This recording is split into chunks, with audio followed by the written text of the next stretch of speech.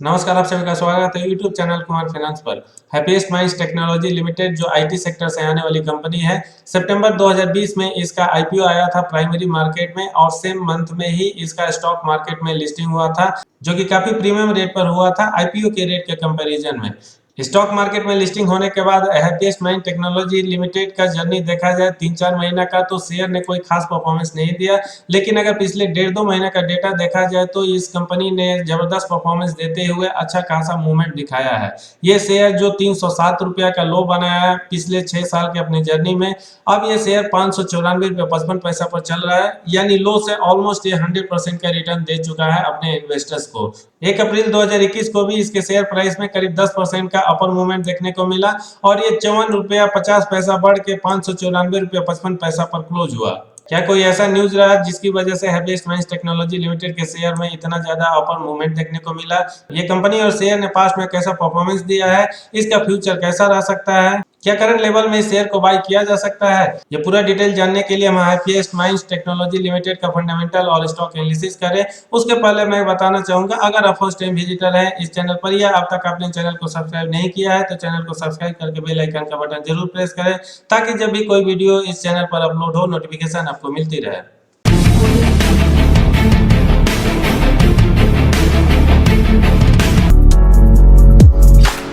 आगे बढ़ने उसके पहले मैं बताना चाहूंगा, आईटी सेक्टर में भी दो तरह के सेगमेंट होते हैं। एक वो सेगमेंट होता है जिसमें केवल प्रोडक्ट सप्लाई किया जाता है, दूसरा सेगमेंट जिसमें केवल सर्विसेज सप्लाई की जाती है। हैप्पीएस्ट माइंड्स टेक्नोलॉजी की बात किया जाए तो ये company digital transformation, infrastructure, security और प्रोडक्ट इंजीनियरिंग सर्विसेज कंपनी है। और जैसा कि आप जानते हो, इसके फाउंडर अशोक सुट्टा है, जिनका एक अपना बहुत बड़ा रेपुटेशन है आईटी इंडस्ट्री में। इन्होंने विप्रो इंडस्ट्री के लिए काम किया है, माइंडट्री के लिए काम किया है और फाइनली उन्होंने अपना खुद का कंपनी स्टार्ट किया हैप्पीएस्ट माइंड्स टेक्नोलॉजी लिमिटेड के नाम से। इसका हेडक्वार्टर बंगलुरु इंडिया में है और इसका बिजनेस ओवरऑल वर्ल्ड में देखा जाए तो फिलहाल ये company United states, United kingdom, Canada, Singapore और ऑस्ट्रेलिया जैसे देशों में काम कर रही है। समझ सकते हैं, ये कंपनी स्मॉल कैप से बिलोंग करने के बावजूद भी इस कंपनी का बिजनेस ना सिर्फ डाइवर्सिफाइड है बल्कि इसका स्पान अक्रॉस द वर्ल्ड है और ये कंपनी मैक्सिमम ऐसे देशों में काम कर रही है जो डेवलप्ड नेशंस हैं। हैप्पीएस्ट माइंड्स का पीएस देखा जाए तो एम्फासिस, सेलेंटिक टेक्नोलॉजी, ऑरेकल फाइनेंस सर्विस, कोफोस, टाटा एलेक्सी, परसिस्टेंट सिस्टम, टानला प्लेटफॉर्म जैसी कंपनीज है। इसके पिछले कुछ क्वार्टर्स का रिजल्ट देखें तो सेल्स इसका 165 करोड़ जो जून 2019 के क्वार्टर रिजल्ट के हिसाब से था, दिसंबर 2020 में थोड़ा सा बढ़ के 193 करोड़ हो गया है। बीच के पीरियड में आप देख सकते हैं ये कंपनी लगातार ग्रो कर रही है, लेकिन स्पीड के हिसाब से कहा जा सकता है ये उतना जबरदस्त नहीं है। ऑपरेटिंग प्रॉफिट मार्जिन का परसेंटेज इसका 14%, 16%, 12% बीच में थोड़ा कम हो जाता है और फाइनली पिछले 3 क्वार्टर्स में इसने जबरदस्त इंप्रूवमेंट दिखाया है, क्योंकि ये 21%, 24% और दिसंबर 2020 में 27% हो जाता है। नेट प्रॉफिट इसका 18 करोड़ जून 2019 में था, जो बढ़ के 42 करोड़ हो गया है दिसंबर 2020 के क्वार्टर रिजल्ट के हिसाब से। अर्निंग पर शेयर का डिटेल यहाँ पर बहुत ज्यादा नहीं दिया है और ये लेटेस्ट रिपोर्ट के हिसाब से 2.87 रुपीज आ रहा है। हैप्पीएस्ट माइंड्स बहुत ज्यादा पुरानी कंपनी नहीं है और स्टॉक मार्केट में लिस्टिंग हुए भी मात्र कुछ महीने हुए हैं, इसलिए प्रॉफिट एंड लॉस स्टेटमेंट का एनुअल रिपोर्ट देखें तो इसका डिटेल केवल दिया हुआ है मार्च 2019 से लेकर मार्च 2020 तक, यानी 2 सालों का इसका रिपोर्ट दिया हुआ है। सेल्स इस पीरियड में इसका 590 करोड़ से बढ़ के 698 करोड़ हो गया है और इस पीरियड में ऑपरेटिंग प्रॉफिट मार्जिन का परसेंटेज 9% से बढ़ के 14% हो गया है। कह सकते हैं सेल्स हो या ओपीएम का परसेंटेज हो, कंपनी ने इंप्रूवमेंट दिखाया है और ये ठीक ठाक चलती हुई नजर आ रही है। नेट प्रॉफिट इसका पिछले 2 सालों में 14 करोड़ से बढ़ के 72 करोड़ हो गया है। डिविडेंड पे आउट का परसेंटेज भी इनसफिशिएंट डेटा की वजह से कुछ खास नहीं दिया है, ये 0% फिलहाल दिखा रहा है। इसका कंपाउंडेड सेल्स ग्रोथ पिछले 1 साल में 18% देखने को मिल रहा है। प्रॉफिट ग्रोथ यहाँ पर जबरदस्त हो रहा है क्योंकि ये 208% निकल कर आ रहा है। अगर इसके कंपाउंडेड प्रॉफिट ग्रोथ का कंपैरिजन कंपाउंडेड सेल्स ग्रोथ से करके देखा जाए तो इस कंपनी ने जबरदस्त परफॉर्मेंस दिया है, क्योंकि सेल्स ग्रोथ तो मात्र जो डबल डिजिट में निकल कर आ रहा है, कंपाउंडेड प्रॉफिट ग्रोथ इसका करीब 11 गुना ज्यादा हो रहा है। रिटर्न ऑन इक्विटी भी इसका पिछले 1 साल में जबरदस्त देखने को मिल रहा है, क्योंकि ये 83% आ रहा है।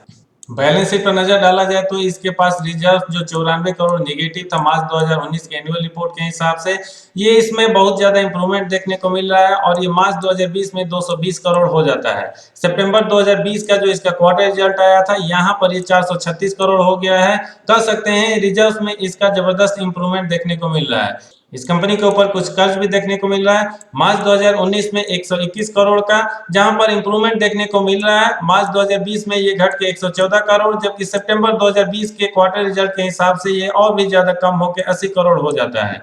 कह सकते हैं कंपनी का मैनेजमेंट अपने ऊपर कर्ज को कम करने की कोशिश कर रहे हैं और इसमें काफी हद तक सफलता पाई है। आरओसी का परसेंटेज देखने के लिए डेटा मात्र 1 साल का ही दिया है।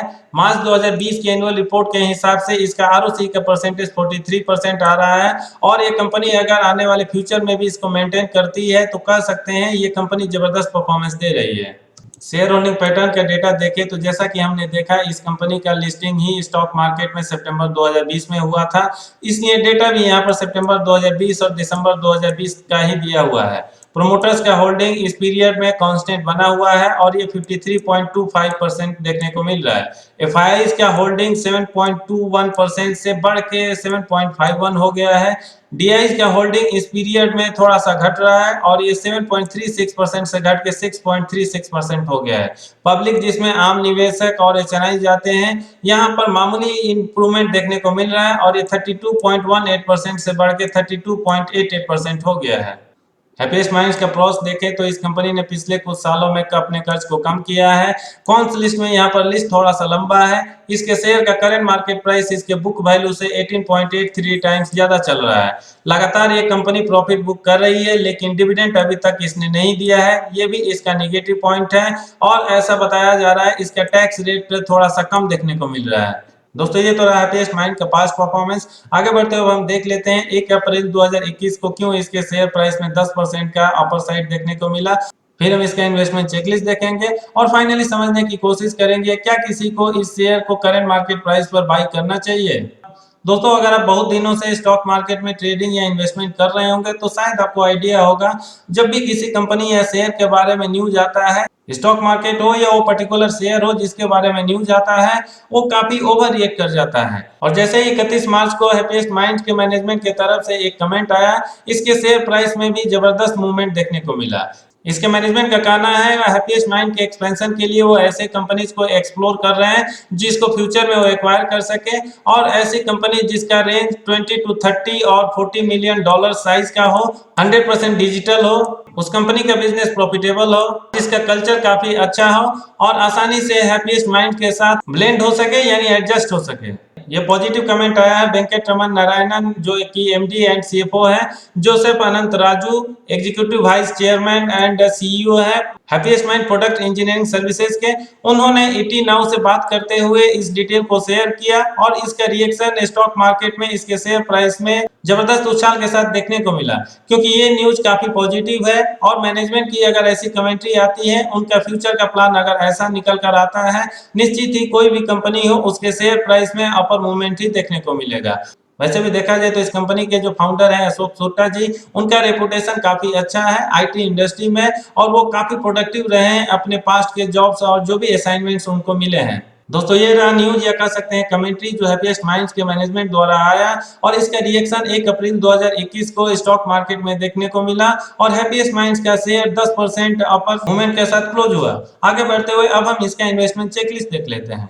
हैप्पीएस्ट माइंड्स टेक्नोलॉजी लिमिटेड के इन्वेस्टमेंट चेकलिस्ट में नजर डालें तो इंट्रिंसिक वैल्यू इनसफिशिएंट डेटा की वजह से कुछ नहीं दिया है। रिटर्न्स वर्सेस एवरी रेट इसका ग्रीन जोन में देखने को मिल रहा है। डिविडेंड रिटर्न्स भी यहाँ पर इनसफिशिएंट डेटा की वजह से नहीं दिया है, लेकिन जैसा कि हमने देखा पिछले 2 क्वार्टर में इसने कुछ भी डिविडेंड नहीं दिया है अपने शेयर होल्डर्स को। एंट्री पॉइंट यहाँ पर ग्रीन जोन में है क्योंकि ये शेयर फिलहाल ओवरबॉट जोन में नहीं पहुंचा है। फिलहाल ये एएसएम या जीएसएम लिस्ट में भी नहीं है, इसलिए यहाँ पर भी कोई रेड फ्लैग देखने को नहीं मिल रहा है। मार्केट कैप के हिसाब से ये कंपनी स्मॉल कैप से बिलोंग करती है। फिलहाल इसका मार्केट कैप 7,931 करोड़ देखने को मिल रहा है। स्टॉक मार्केट में लिस्ट होने के बाद इस शेयर ने 307 रुपया का लो बनाया है, जबकि इसने 613 रुपया का हाई बनाया है। फोरकास्ट में नजर डाले तो देख सकते हैं मात्र 2 एनालिस्ट ने अपना ओपिनियन शेयर किया है, जिसमें एक एनालिस्ट का मानना है इस शेयर को बाई करना चाहिए, जबकि दूसरे एनालिस्ट का कहना है इस शेयर को अवॉइड करना चाहिए। की मैट्रिक्स में देखें तो इसका पी रेशियो 30.56 नजर आ रहा है, जबकि सेक्टर का पी 32.68 है। कह सकते हैं हैप्पीएस्ट माइंड का P ratio almost sector P के आसपास चल रहा है। दोस्तों ये रहा हैप्पीएस्ट माइंड्स टेक्नोलॉजीज लिमिटेड का फंडामेंटल और स्टॉक एनालिसिस। इसके बेसिस पर हम कह सकते हैं इस कंपनी ने पिछले कुछ सालों में ठीक ठाक परफॉर्मेंस दिया है, और अगर इसके फाउंडर की बात किया जाए तो उनके बारे में बहुत ज्यादा जिक्र करना ही बेमानी होगी, क्योंकि उन्होंने पूरा लाइफ ही आईटी सेक्टर में बिताया है और माइंडट्री और विप्रो जैसी कंपनीज में अपना योगदान दिया है, और उनका जो रेपुटेशन रहा है काफी प्रोडक्टिव रहा है। बिजनेस एक्सपेंशन में काफी वो इनिशिएटिव लेते हैं, इसलिए जब तक इसके फाउंडर अशोक सुट्टा इस कंपनी को लीड करते हैं वहां पर मुझे लग रहा है कंपनी का एक्सपेंशन ही होगा, ग्रोथ अच्छा ही देखने को मिलेगा और उसका इंपैक्ट इसके शेयर प्राइस पर भी देखने को मिलता रहेगा। लेकिन नेगेटिव पॉइंट ये है अशोक सुट्टा जी का एज उनके साइड नहीं है, क्योंकि वो 75 ईयर्स प्लस हो चुके हैं। इस कंपनी का बिजनेस इंडिया के अलावा काफी डेवलप्ड नेशंस में भी फैला हुआ है। उसके हिसाब से भी देखा जाए तो इस कंपनी का ग्रोथ ठीक ठाक रहने वाला है। मैनेजमेंट की जैसी कमेंट्री आई है उससे भी ऐसा लग रहा है मैनेजमेंट इस कंपनी को लेकर काफी पॉजिटिव है, और जिस तरह से उन्होंने बात की है उसको लेकर अगर इनिशिएटिव लेते हैं तो निश्चित ही इस कंपनी का फ्यूचर काफी अच्छा रहने वाला है। ये कंपनी आईटी सेक्टर में प्रोडक्ट और सर्विसेज दोनों सप्लाई करती है, और आईटी सेक्टर का फ्यूचर काफी ब्राइट नजर आ रहा है।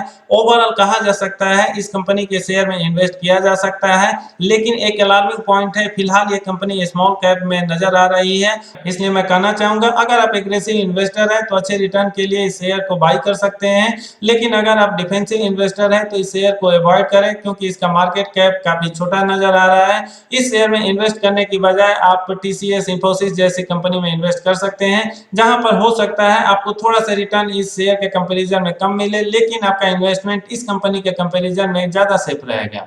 दोस्तों इस वीडियो में इतना ही। ये वीडियो कैसा लगा कमेंट करके जरूर बताएं। अगर पसंद आए तो लाइक का बटन प्रेस करके अपने सर्किल में शेयर करना ना भूलें।